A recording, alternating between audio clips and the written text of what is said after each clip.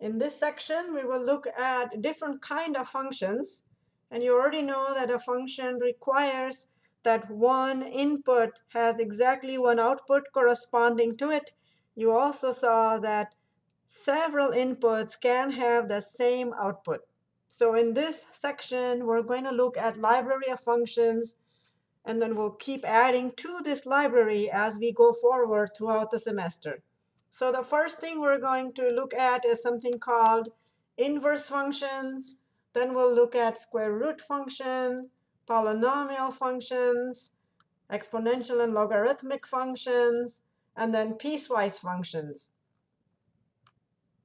So let's start out with what is a one-to-one function. Remember, we just said one input should have one output, but several inputs could have the same output to be a function. So a relation is a function, and the only requirement is that every input has a unique output. A one-to-one function is a function in which each output has a unique input, and each input, of course, must have a unique output to be a function. So if in addition to being a function, you say that every output has only a unique input corresponding to it, then we have a one-to-one function. So in order to determine if a function is one-to-one or not, and you are given a graph, we look at horizontal line test. Remember, in order to check whether a graph is a function or not, you look at vertical line test. So for example, if this was my function, it's a function because I know that any vertical line intersects it in only one coordinate. So that's how you know it's a function.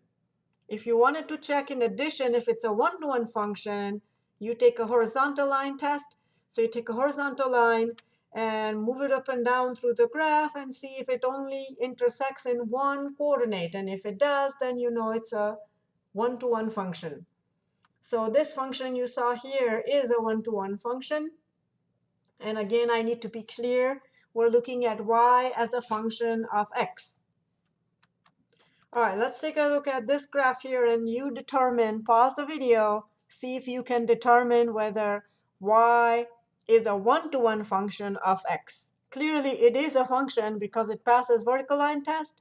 Pause the video and determine if y is a one-to-one function of x in the second graph.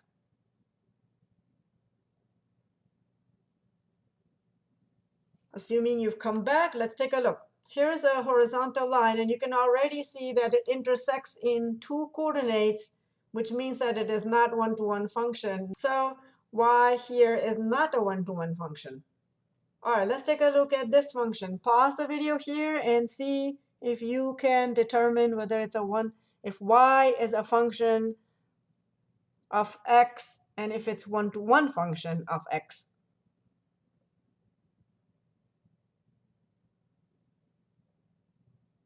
All right, so we have here vertical line test. Of course, it follows vertical line test.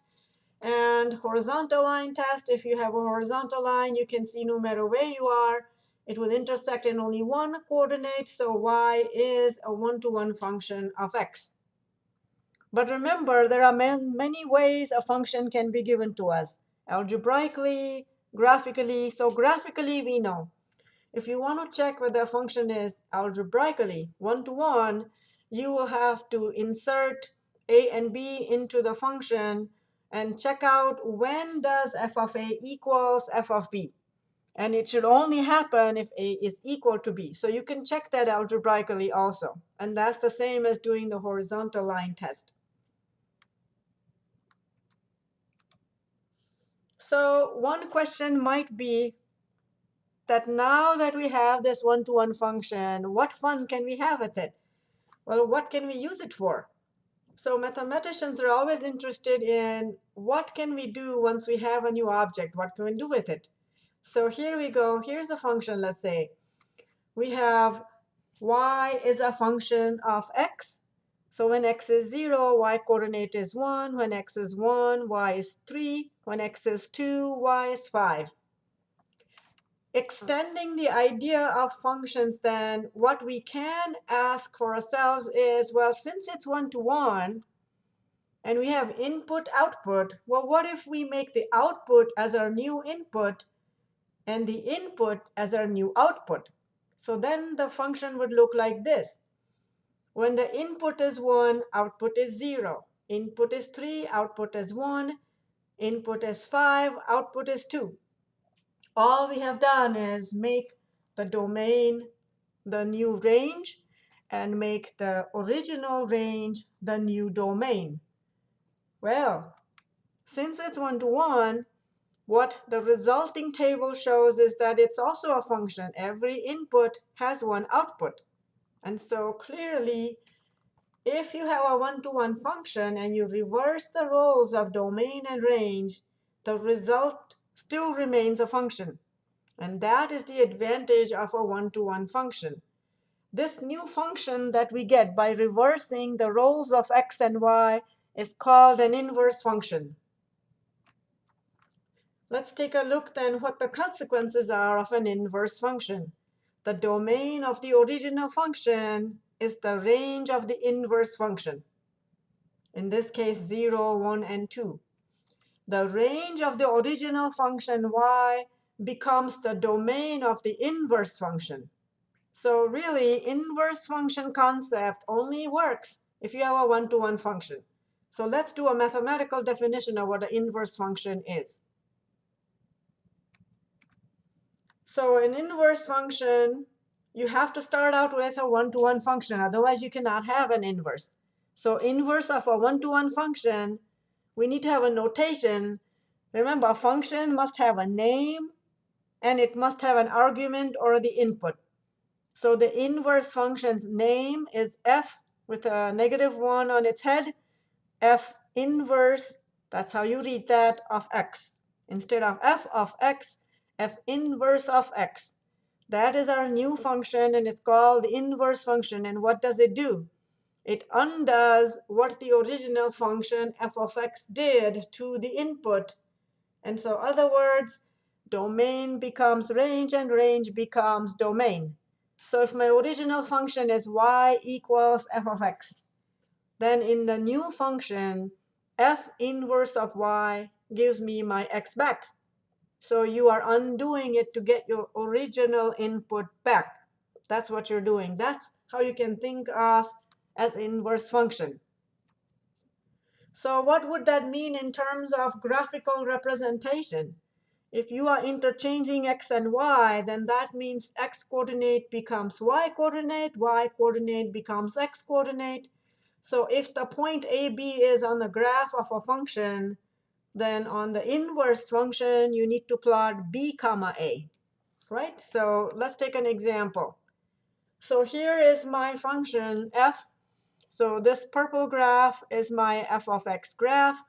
And again, if you take coordinate AB, which is right there, in the inverse function, b comma a would be my point. And so this red graph, which we got by reflecting it across the y equals x line, is the inverse function. So graphing an inverse function, simply switch x and y coordinates and plot, and you will get your inverse function. So domain of the new inverse function is the range of the original f of x function. The range of the f inverse function is the domain of f of x. So let's get used to the notation. This is extremely important so you don't confuse the following. So we have y equals f inverse of x, and then we have y equals f of x to the power of -1, which is completely different, but it's possible that some people mistake these two. These two notations are very different. Let's see how. F inverse x is saying that you have an inverse function, which means that f of y is going to give you x. Whereas y equals f of x to the power of -1 will give you 1 over f of x. Two completely different things. Here we have f of y is x. Here we have y equals 1 over f of x. So when you see f inverse x, it does not mean y equals f of x. Very, very important to make sure that you understand the notation. All right, let's take a look at an example then. Here's my function. Is it one-to-one? How do you check it? You want to make sure that you do not have multiple inputs giving you the same output. In other words, look at the pairs and make sure that the y coordinate does not repeat, which in this case it does not. All right, so go ahead, pause the video here, and you tell us what the f inverse function would look like.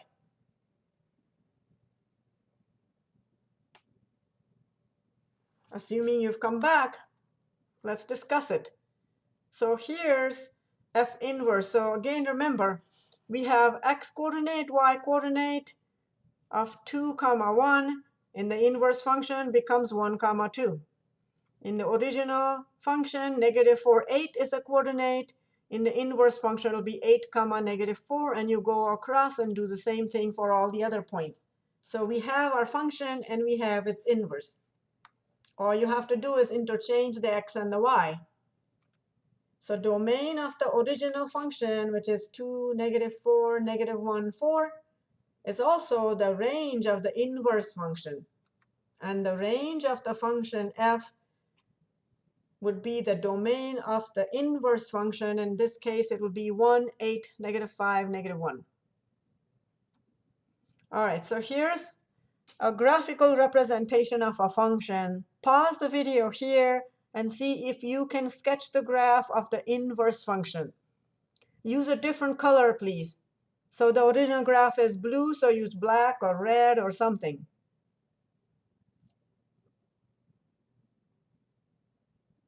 If you're stuck, just remember, put some coordinates from the graph and then connect those coordinates in the inverse graph once you have it. All right, so let's see what we got here. -2, 2. Since if you switch -2 and 2, you will still get -2. The next coordinate here is 0, 3. If you switch that, it'll become what? 3, 0, which will be right there. Then you have the coordinate 6, 6. If you reverse 6, 6, it will remain 6, 6. So that will remain where it is. This will remain where it is, and this coordinate will go here. So again, let's draw the y equals x line, plot the coordinates, and connect. And so there's my inverse function. Domain, again, remember, domain is all the x coordinates for the blue graph, -2 all the way through 6. And for range is all the y coordinates, so that will be -2 through 6 because your coordinates go -2 all the way to 6. It doesn't have to be the same. In this case, it is the same. There is no connection between domain of f and range of f. Remember, it's just based on what the graph is. All right, let's take a look at f of x equals x plus 2 and see if you can figure out what the inverse function is. Remember, you're trying to undo the original function to get your x back. So if you have an input of x, it got switched to x plus 2. What can you do to x plus 2 so that you get your x back? Just think about it. Pause the video here and see what you can do for inverse function.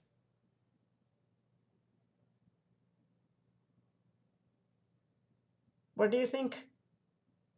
All right, assuming you've come back, I know a lot of you said to undo x plus 2, you'll have to subtract 2. And that is correct. And so let's see why that is. So we have y equals x plus 2 is our output. And we want to know how to find the inverse. Remember, in graphical representations, we had to switch x and y. So let's do that. Switch x and y. And again, since we write all our functions as y equals everything, solve this equation for y, and you'll end up with y equals x minus 2. This is in case you just didn't automatically see that you had to subtract 2 to get inverse. Let's take a look at what we just did then. In order to get an inverse function, what observations can you make in terms of how to get it? Because we could have complicated functions, and it won't be so easy to see that all you have to do is subtract 2. So let's observe the process and then write down what that process is so we can apply it to more complicated examples. This is part of what doing mathematics is all about. Once you solve a problem, it's not enough to just solve it. Observe it, record all the steps, and see what happens. So let's talk about domain and range. Since it's just a linear equation, domain and range would be negative infinity to infinity for both domain and range of f and domain and range of f inverse.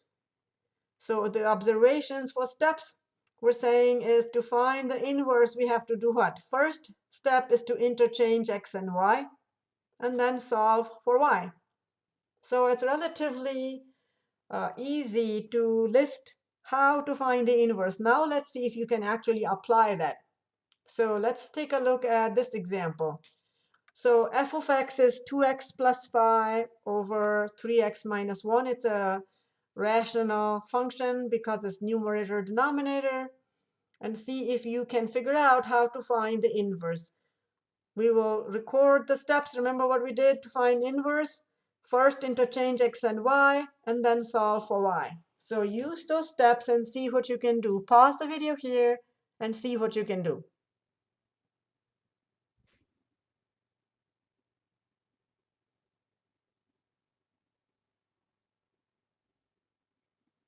All right, assuming you've come back, well, the first step, which is interchange x and y, that should not be too hard, right? Everywhere you see a y becomes x, and everywhere you see x becomes y. So these x's became y, and this y became an x. The next step is solve for y. Let's see if you remember how to do that. So solve for y. If I want to solve for y, I have y in numerator and denominator. So I'll have to get rid of the denominator first by multiplying both sides by it, and then multiply it out. Now what? Good job. Yes. Gather all y terms together. See, because otherwise you cannot solve. Now what? Yes. When you have y's together, factor the y out, and now solve. And so there's our inverse function then. All right, so now that we have solved the inverse function and we found the inverse function, let's talk about domain and range. It's not that easy to get the range of this function, is it? But domain we can do. So how do you find domain? If it's numerator, denominator, the only thing we have to watch out for is what? Can't have 0 in the denominator. So go ahead, make your for y as only column and see what the domain of that function is. Remember, the only restriction is that the denominator has to be non-zero. Go ahead and solve and see what number we have to avoid. All right, so you probably got x cannot equal 1/3. So our domain is going to be negative infinity to 1/3 and 1/3 to infinity. This will also be the range of f inverse of x, because remember, domain of original function becomes the range of the inverse function. So now think about how are we going to get the range of original function f of x? Good job. We can get domain of the inverse function. So inverse function is right here, x plus 5 over 3x minus 2. So to get the domain here, we'll have to write what?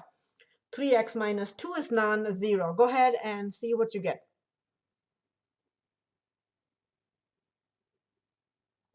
Yep, so x cannot equal 2/3 in the range. So the range for the original function is going to be negative infinity to 2/3, 2/3 to infinity, and that would also be the domain of f inverse like we just said. All right, let's see if this function. Go ahead, pause the video here and see what you can find as its inverse function and find domain and range of both the function and its inverse. Go ahead, pause the video here. Don't just fast forward. It's important you pause the video because that way you can see whether you're really understanding or not.